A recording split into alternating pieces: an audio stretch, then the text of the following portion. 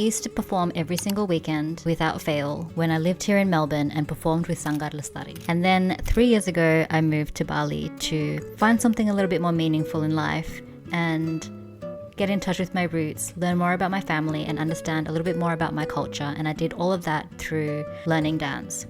As soon as I got to Bali, I traveled and I learned dances from East to West Java, but I mainly focused on learning Balinese dance.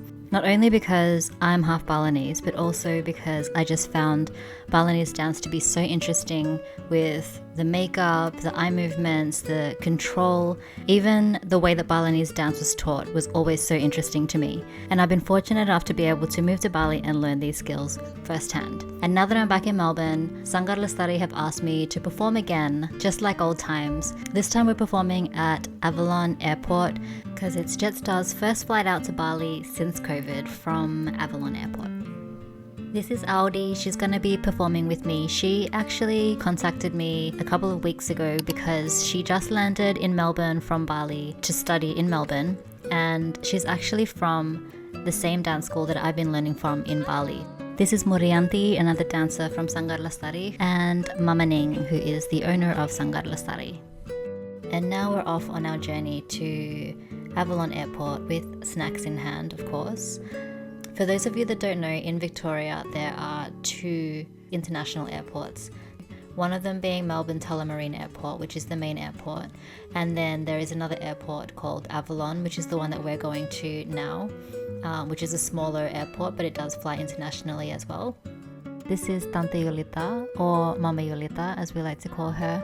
She is also a member of Sanggar Lestari and specializes in Javanese dance. Usually she does tari topeng, but today she's going to be performing tari merak. We finally managed to find somebody that could help us get to our dressing room, and we got dressed straight away because we didn't have much time to prepare. As soon as we got ready, we needed to sign in and get our passes so that we could go onto the tarmac and perform in front of the Jetstar plane, which is really fun. I've never performed in front of a plane, but it was also not really a performance. They just asked us to move. There was no music. They were just like, just do something for a bit while we record you. So it was a little bit awkward, but it was, a cool experience. And then everything got a little bit more serious with all of the media coverage, all of the speeches. So we went to the side and saw that Jetstar were giving away some t-shirts which had I Heart Bali with the Jetstar logo on them. So obviously we got t-shirts for ourselves and for anybody else we could think of. Then we saw all of the food that was being passed around. So at this point we were so hungry and we're just eating everything that was going past us, leaving no crumbs. And then it was finally time to perform. Audi and I performed Tari Pendet. This dance is a foundations dance and is one of the first dances that I learned when I moved to Bali and started learning to dance with Sanggar Nadewa. And then Murianti performed a original piece from Kalimantan. Unfortunately, Mama Yolita didn't get to perform because they had the wrong music. So she came all the way to Avalon and got ready just to pretty much stand there and look pretty and give us a little bit of moral support on the side, I guess. Then we got to eating again. We found where all the food was coming from, and then we headed over there and they packed us little lunch boxes to take home with us. And then we went back to the change room and took off our costumes and of course started to figure out where we were going to eat. Mana tuh namanya kita pho yang di Pho? Huh? You've never had pho before? Vietnamese soup? This is when I found out that Audi had never tried pho before. So obviously that's what we're going to go to eat after we finish the food that the caterers gave us to take away. As soon as the camera goes on her, straight away. Our next mission was to find the car, which Mama Ning forgot where she parked. Do you remember? She doesn't look like she knows where she's going. mobilnya ketawa. Ketawa, ketawa, ketawa, dan ketawa. Manisnya cinta.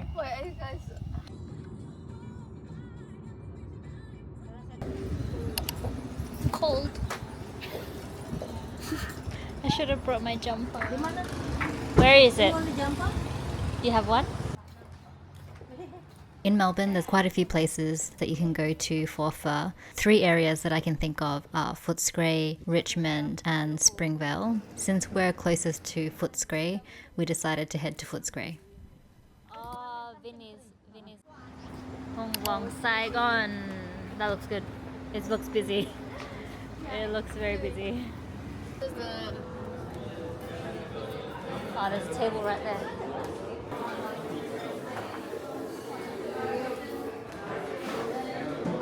I'm so excited For?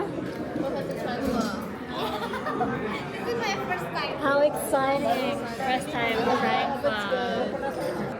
I recommend special beef combination.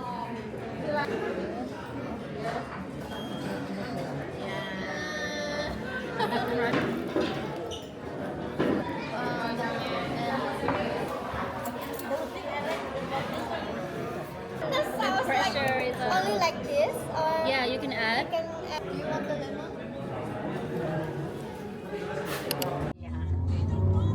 But the shop's still there, Franco Gonzo. But it's already. Oh, but it's Wild West now. Home time. Home time. Ini anu Uber drive. My Uber driver. How was today, Mama Ning? Bagus sekali. Banyak. The chaos. Oh my god. Habis makan pho, kenyang. Ya. Sekarang pulang tidur. Tak dong. Ketemu lagi besok ya. Ya. Karina, a little more than an hour to go until they take off, and the first travellers are ready for the first international route to depart from Avalon in 6 years. As you can see from these pictures, there are some colourful celebrations happening out there today to mark this milestone. Balinese dancers and famous faces, including former AFL star Joel Selwood. The first flight will depart just before 6 o'clock tonight, and there are some bargains on offer if you do fancy a holiday. Jetstar is having a 48-hour sale with fares from $195. The plan is for Avalon to operate 5 return flights to Bali each week, which adds more than 120,000 seats every year.